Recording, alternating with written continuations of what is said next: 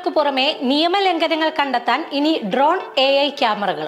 Motor വാഹന വകുപ്പാണ് ഇപ്പോൾ ഡ്രോൺ AI ക്യാമറകൾ വേണമെന്ന ശുപാർശ നൽകിയിരിക്കുന്നത്. ഒരു ജില്ലയിൽ 10 ഡ്രോൺ ക്യാമറകൾ വേണമെന്നാണ് ഗതാഗത കമ്മീഷണർ ആവശ്യപ്പെട്ടിട്ടുള്ളത്.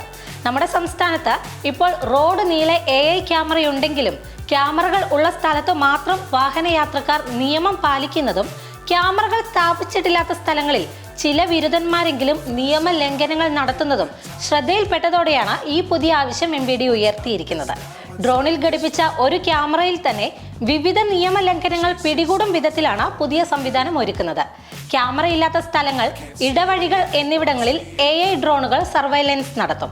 ഏകദേശം 400 കോടി രൂപ മൊത്തം ചിലവ് പ്രതീക്ഷിക്കുന്ന ഈ പദ്ധതി നടപ്പിലാകുന്നതോടെ സംസ്ഥാനത്തെ എല്ലാ നിയമലംഘനങ്ങളും കുറയ്ക്കാൻ കഴിയുമെന്നാണ് ഇപ്പോൾ MVDയുടെ പ്രതീക്ഷ.